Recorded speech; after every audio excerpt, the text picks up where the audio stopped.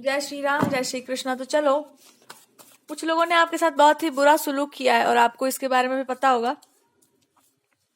अच्छा, तो आपके ना करियर के लिए बहुत ही बुरा न्यूज है ये कि कुछ लोगों ने आपके करियर को ही स्लो करने का कोशिश किया था कि आप आगे ना बढ़ पाओ, आप लाइफ में कुछ अच्छा ना कर पाओ,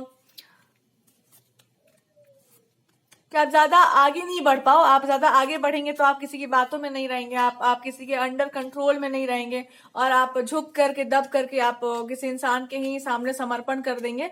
अब आपको गॉडेसेस कह रही है कि पहले ये देखो कि उसने ऐसा किया क्यों था। उसने ऐसा इसलिए किया था बिकॉज आप अपना इंडिपेंडेंट कुछ भी ना कर पाओ। जब आप अपना इंडिपेंडेंट कुछ नहीं कर पाएंगे तो आप डिपेंडेंट रहेंगे किसी इंसान पर। जब आप उस पर डिपेंडेंट रहेंगे तो वो इंसान जैसे चाहे वैसे आपको रख सकता है, जो चाहे वो आपसे करवा सकता है। ठीक है, वो ऐसा कुछ भी आपको करने नहीं देगा जो उसके हिसाब से नहीं हो। इसके पीछे का कारण क्या था?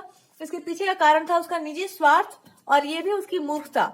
मूर्खता ये कि वो इंसान ये समझ रहा था कि आप कुछ ऐसा कर जाओगी जो उसके अगेंस्ट होगा और लोग कहेंगे कि भाई ये इंसान तो कुछ ज्यादा ही होशियार बन रहा है। अब इस चीज को वो खत्म कर रही है कंप्लीटली। आपके दिमाग से अगर कोई कोई निगेटिविटी प्रभावित बहुत होगी, कोई गलत चीज आपको प्रभावित कर रही होगी, या कुछ आपके दिमाग पर सुरूर सवार होगा किसी चीज का, तो वो उसको आप करेक्ट करके आपको दिखा रही है कि ये क्यों किया गया था, ताकि आप अपने स्व इच्छा से वो कार्य ना कर सको।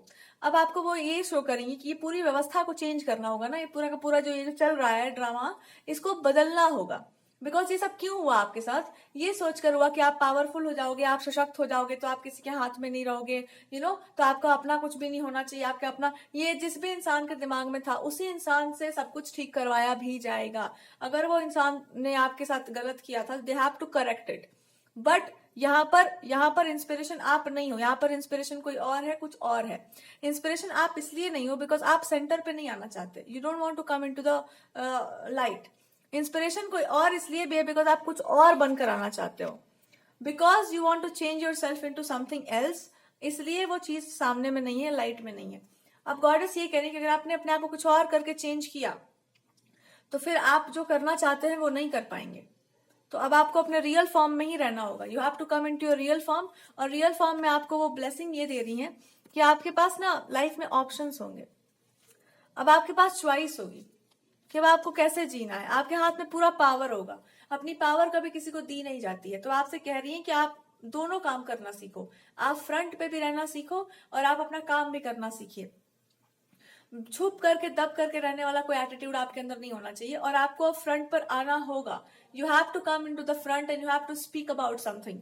बिकॉज अब चुप रहने का कोई सवाल नहीं है। अगर आपके साथ कुछ बुरा हो चुका है पास्ट में, उसको कंप्लीटली एलिमिनेट करो, बिल्कुल उसको खत्म करो अपने लाइफ से और उस सब चीज के बारे में भूल जाओ। अगर कुछ भी गलत हुआ है उसको भूल जाओ, मतलब कि उसको अब उतना याद मत कीजिए कि क्या था, क्यों था, कैसे था। जिस जिस लोगों ने या जिन जिन सिचुएशंस ने आपको हर्ट किया होगा, उनका कार्मा यही होगा कि यू आर बिकमिंग समबडी जिसको किसी से रिस्पेक्ट मांगने का या रिस्पेक्ट का कोई खास जरूरत नहीं है। You are going after your dreams and you will be proving something like कि हमको ये चीज करना है and I will do it. तो आप सेंटर पे आ रहे हो या आप एकदम फोकस पे आ रहे हैं कि I am doing something because I really want to do, और ये मेरा काम है या फिर this is who I M.